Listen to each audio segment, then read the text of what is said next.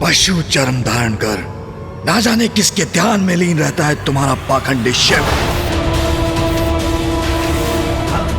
उसकी तुलना मेरे साथ भगवान सर्वश्रेष्ठ जलंधर के साथ यदि वो स्वयं भगवान है तो किसके ध्यान में लीन रहता है? वे तो निरंतर अपने ही ध्यान में खोए रहते हैं, स्वयं में ही रमे रहते हैं महादेव, क्योंकि वो ही शक्ति और शांति दोनों के ही स्रोत हैं। इसलिए उनके मुख पर सदा आनंद और संतुष्टि का भाव रहता है। अलौकिक, अद्भुत, परम आनंददायक है महादेव शिव के दर्शन, जो कोटि कोटि जन्मों के कठिन तप के बाद ऋषियों, देवताओं और उनके भक्तों को प्राप्त होता है। सभी उन्हीं से जन्म पाते हैं और अंततः उन्हीं में विलीन हो जाते हैं। हम भी यही आस लेकर उनकी साधना रूपी प्रयास कर रहे हैं। किंतु जलंधर जी, आप तो उस उथली नदी के समान हैं, जो छलकती जाती है। अपनी अज्ञानता के कारण अहंकारी बन धीर गंभीर सागर की गहराई को समझे बिना उससे स्पर्धा करने का दुस्साहस करती है, किंतु सागर को प्रभावित नहीं कर सकती। अहंकार और क्रोध जैसी दुष्टता की जननी है अज्ञानता जलंधर जी। यहाँ महादेव पुत्रों से उनको लेकर प्रश्न करना आपकी अज्ञानता का ही लक्षण है। आप उनकी शक्ति, उनके महिमा से परिचित नहीं, तो प्रथम पूज्य होने के नाते महादेव की वास्तविकता, उनकी महानता से आपका परिचय करवाना मेरा कर्तव्य है। बस करो, हमें तुमसे कुछ भी सुनने या जानने की कोई वृंदा, बोलने दो उसे। इतना जो गुणगान कर रहा उस महादेव का, तो मैं भी तो सुनूं। कौन है ये शिव? क्या विशेष है शिव में, जिसकी क्रोधाग्नि से उत्पन्न हुआ मैं, जिससे कहीं अधिक श्रेष्ठ हूं मैं? हाँ? क्यों प्रसन्न कर रहे हो इसे? ये जो भी वस्तु है, इसकी पूजा क्यों करते हो तुम? शिवलिंग है ये, इसका कोई स्पष्ट स्वरूप नहीं, इसलिए एक प्रकार से आपका इन्हें वस्तु बुलाना उचित है, क्योंकि ये अरूपी है, भगवान के निर्गुण रूप का प्रतीक है। क्योंकि भगवान का कोई रूप नहीं और उनके अनेकों रूप हैं, इसलिए उन्हें किसी एक रूप में कैसे बांधा जा सकता है? किंतु ध्यान से देखने पर एक स्पष्ट आकार, एक रूप भी दिखाई देता है, अर्थात ये एक रूपी भी है, भगवान के सगुण रूप का प्रतीक है, जो उचित भी है, क्योंकि सर्वव्यापी भगवान का वास तो सभी चर अचर जीवों में है, तो इस रूप में क्यों नहीं? जिसे आप वस्तु पुकारते हैं, वास्तविकता में वो महादेव का सबसे पावन, सबसे पवित्र स्वरूप शिवलिंग है ये। तुम्हारे अनुसार ये किसी में भी है, ये रूपी भी है, आरूपी भी है, निर्गुण भी है, सगुण भी है, तो अपनी पूजा के लिए यही रूप क्यों चुना इसने? तो सुनिए जलंधर जी, जब सृष्टि की रचना भी नहीं हुई थी, जब ना सूर्य थे, ना चंद्र, ग्रह नक्षत्रों का भी कोई अस्तित्व नहीं था, ना दिवस होता, ना रात्रि, अग्नि, पृथ्वी, वायु और जल का भी कोई चिन्ह नहीं था, सर्वत्र व्याप्त था तो एकमात्र गहन अंधकार। किंतु उस गहन अंधकार में भी एक शून्य रूपी परम शक्ति, परमेश्वर निराकार रूप में व्याप्त थे। और जब पुनः सृष्टि की रचना का समय आया, तब उन निराकार परमात्मा ने अपनी लीला से परम पुरुष शिव और उनके साथ शक्ति को प्रकट किया। वो ईश्वर जो अपने मस्तक पर आकाश गंगा को धारण करते हैं, जिनके 5 मुख हैं और जिनका प्रत्येक मुख त्रिनेत्र युक्त है, जिनकी 10 भुजाएं हैं,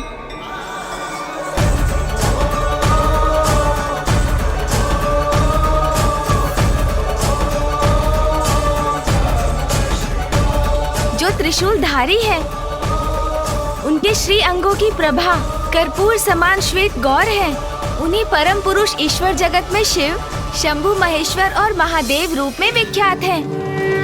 और माँ आदि शक्ति अष्टभुजाधारी है। सर्वभूतेषु शक्तिरूपेण संस्थिता। नाना प्रकार के आभूषण उनके श्री अंगों को सुशोभित करते हैं।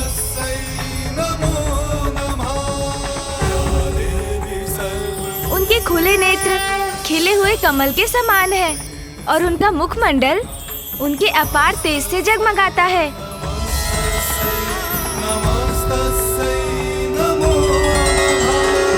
जगत पिता महादेव, माता आदि शक्ति, पिताश्री और माँ, आपको हमारा नमन।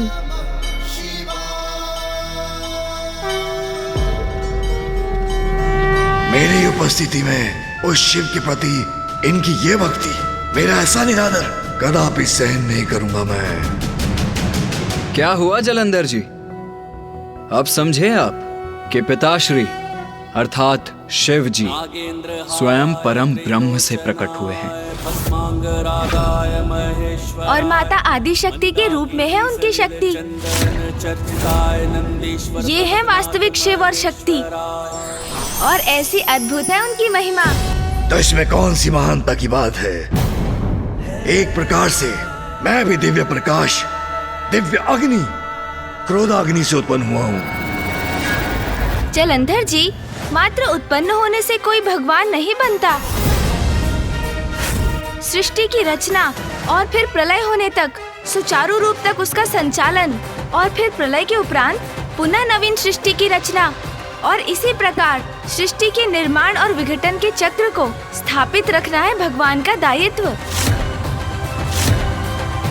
आप तो मात्र इस मिथ्या कैलाश का निर्माण कर स्वयं को भगवान ही समझने लगे। मिथ्या है मेरा कैलाश?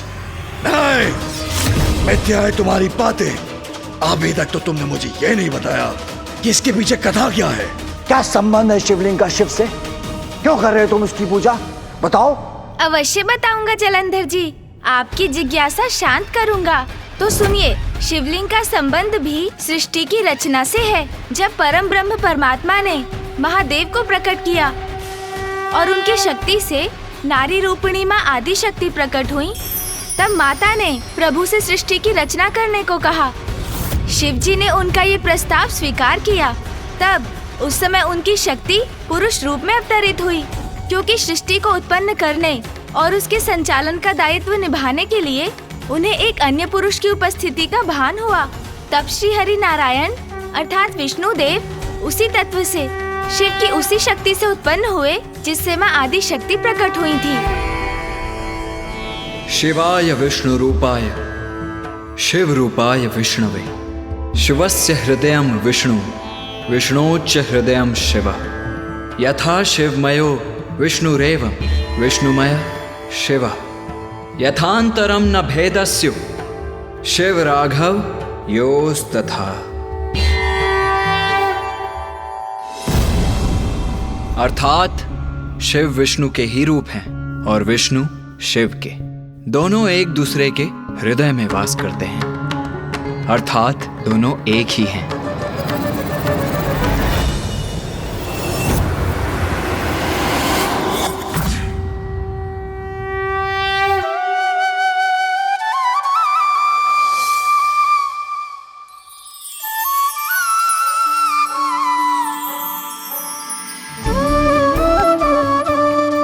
विष्णुदेव, अब आप तप में लीन हो जाइए, क्योंकि तप ही समस्त कार्यों को पूर्ण करने का साधन है। अपने तप के प्रभाव से ही आप उनसे भेंट करेंगे जो आपको आपके सभी कर्तव्यों और दायित्वों के पथ पर आगे बढ़ने के दिशा निर्देश देंगे।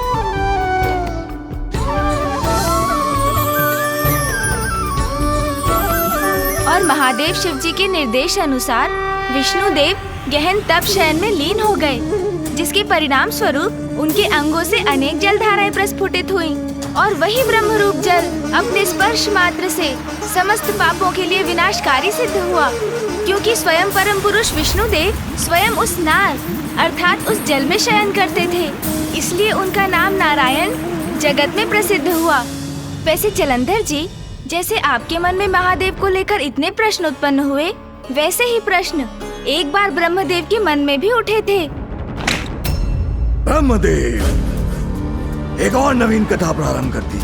शिव, विष्णुदेव, आदि शक्ति की कथा में ब्रह्मदेव कहां से आ गए?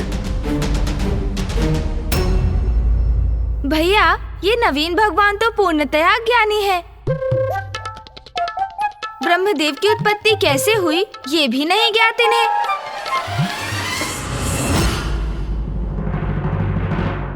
अज्ञानता के कलश को ज्ञान से भरना, भूले को मार्ग दिखाना, यही तो हमारा कर्तव्य है गणेश। उचित है भैया, जलंधर जी को ये ज्ञान भी दे देते हैं। मुझे ज्ञान का दान दोगे तुम? मात्र सहन कर रहा हूं तुम्हें, जिससे मुझे ज्ञात हो सके कि तुम्हारे मन में क्या है। अन्यथा अपनी एक हुंकार से ही तुम्हारा संहार कर देता। अरे, आप किस विचार में खो गए जलंधर जी? तो सुनिए, जब श्री हरि नारायण जल में शयन कर रहे थे, श्री हरि नारायण के ध्यान के फल स्वरूप महादेव की इच्छा से विष्णुदेव की नाभि कमल से ब्रह्मदेव को साथ लिए एक दिव्य कमल प्रकट हुआ। और जब ब्रह्मदेव ने अपने नेत्र खोले तो उन्होंने स्वयं को नितांत एकांत में पाया। तब उनके मन में अनेकों प्रश्न थे, किंतु उनका उत्तर देने वाला कोई नहीं दिखाई दिया उन्हें। मैं कौन हूँ? मैं कहाँ से उत्पन्न हुआ हूँ? क्या कार्य है मेरा? ब्रह्मदेव अपने अंतर्मन में उत्पन्न हुए इन प्रश्नों से जूझ रहे थे। उनका उत्तर पाने के लिए, ये ज्ञात करने के लिए कि उनके सिवाय भी इस समस्त संसार में किसी और का अस्तित्व है भी अथवा नहीं, तब उन्होंने उस दिव्य कमल से नीचे आने का निर्णय लिया। और नीचे आने पर उनके समक्ष थे नारायण। नारायण हूं मैं। आपकी उत्पत्ति मुझसे ही हुई है ताकि आप सृष्टि का सृजन कर सकें, जिसके पश्चात उस सृष्टि का संरक्षण का दायित्व मैं निभा सकूं। तब ब्रह्मदेव के भीतर ज्ञान का जागृत होना शेष था, इसलिए उनके भीतर अहंकार ने जन्म ले लिया। क्या हुआ? रोक क्यों गए? कुछ नहीं, बस मुझे ये स्मरण हो आया कि उस समय जो मन स्थिति ब्रह्मदेव की थी, वो ही अभी आपकी भी है। अज्ञान और अहंकार का ऐसा ही दुष्प्रभाव उन पर भी था। आपसे मैं उत्पन्न हुआ हूँ, ये आप कैसे कह सकते हैं? मेरा अस्तित्व अवश्य आपकी उत्पत्ति से कहीं पूर्व में हुआ है। आपका ये विश्वास आपकी भ्रांति है। मैं तो अनंत काल से यहाँ उपस्थित हूँ। कमल सिंहासन पर मेरा आसन आपसे कहीं उच्च था, जिसका अर्थ ये है मुझसे नीचे जो भी हैं, सभी पर दृष्टि बनाए रखने का दायित्व है मेरा। आप तो मुझसे कहीं नीचे हैं, यहाँ सागर में स्थित। इसलिए मुझ सर्वोच्च का कोई भी जन्मदाता हो, वो भी आप, असंभव है ये। स्वयंभू हूँ मैं, महानतम हूँ मैं, परमेश्वर हूँ मैं, परमेश्वर हूँ मैं, परमेश्वर हूँ मैं, परमेश्वर हूँ मैं। जैसे ही विष्णुदेव और ब्रह्मदेव के मध्य ये विवाद आरंभ हुआ कि उन दोनों में श्रेष्ठ कौन है, तभी वहाँ एक महान दिव्य स्तंभ प्रकट हुआ।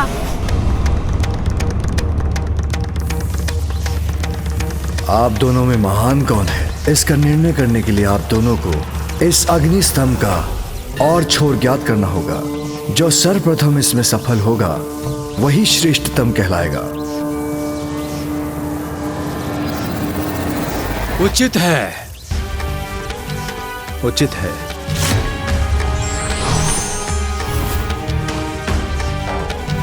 सहस्त्रों वर्षों की यात्रा के बाद भी दोनों को उस अग्नि स्तंभ का आरंभ और अंत नहीं मिला।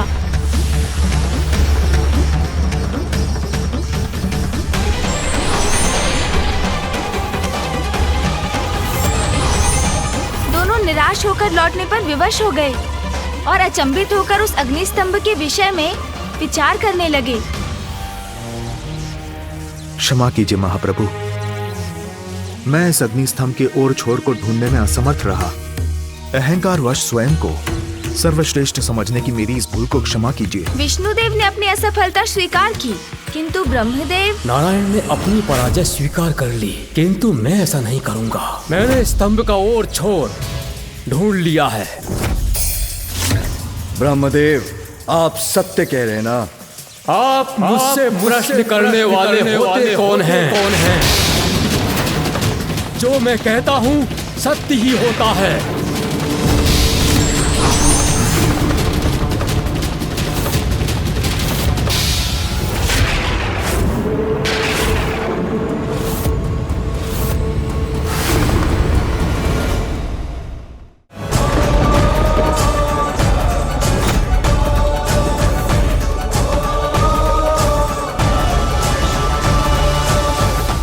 आपको कोटि कोटि नमन प्रभु।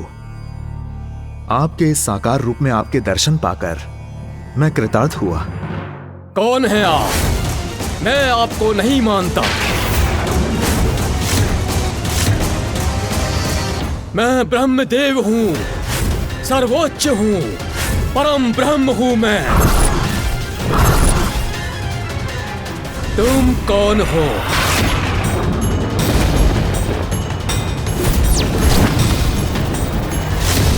ब्रह्मदेव का अहंकार अपने चरम पर था। उनके मिथ्या वचन और अहंकार से महादेव क्रोधित होने लगे और तब क्रोधवश महादेव ने ब्रह्मदेव को उनके अहंकार का दंड देने के लिए काल भैरव को प्रकट किया।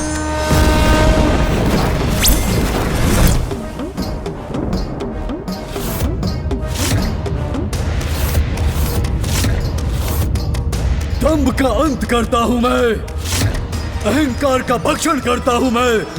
सृष्टि के जनक को अहंकार शोभा नहीं देता। मैं आपको आपके अहंकार का दंड अवश्य दूंगा।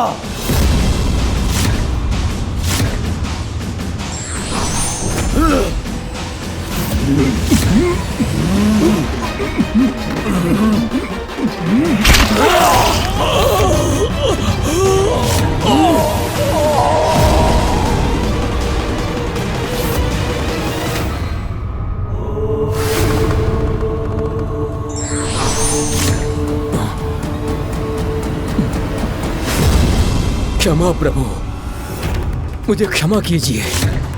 मैं अहंकारी हो गया था प्रभु। शांत हो जाइए प्रभु, मुझे क्षमा कीजिए।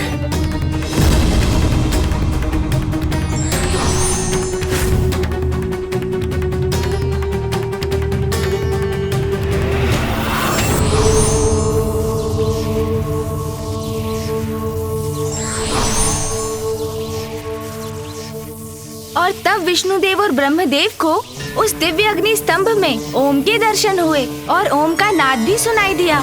अग्नि स्तंभ के उत्तर भाग में उकार का, मध्य भाग में मकार का और अंततः दक्षिण भाग में अकार का दर्शन हुआ। इन्हीं तीनों ध्वनि के संयोग से ओम का संचार हुआ।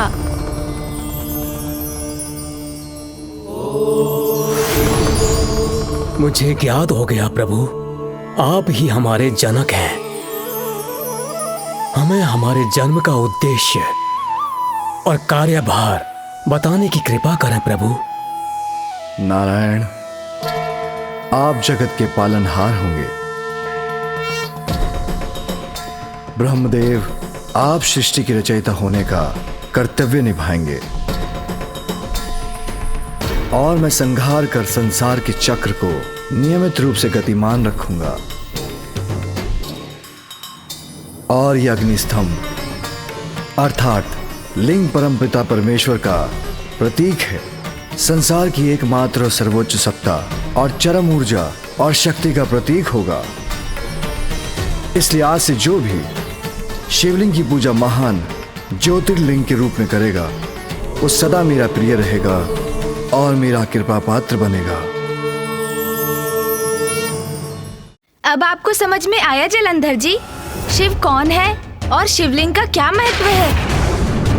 और ये भी कि अहंकारियों को महादेव कैसा दंड देते हैं। भगवान सर्वश्रेष्ठ जलंधर को अपनी बातों में उलझाना इतना सरल नहीं जिसका तुम प्रयास कर रहे हो, और ना ही तुम शिव की महानता का बखान करके मुझे भयभीत कर सकते हो।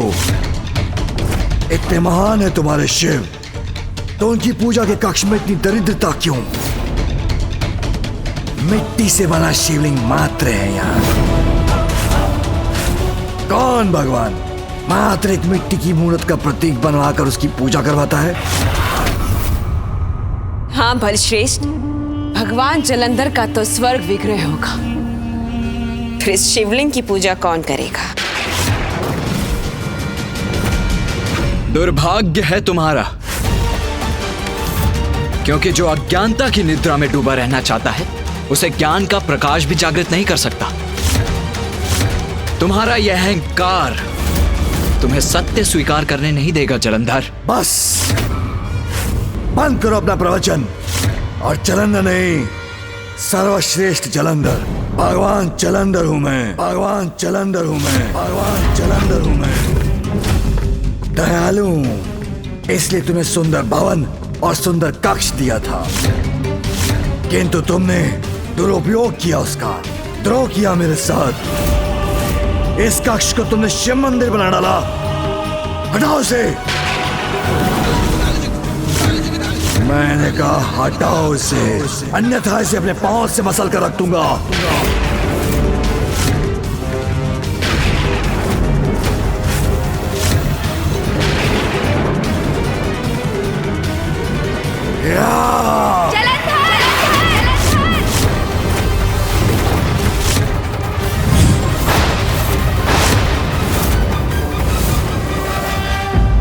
अहंकार व्यक्ति का विवेक हर लेता है और उससे अपराध करवाता है। अहंकार का त्याग ही सर्वथा उचित है।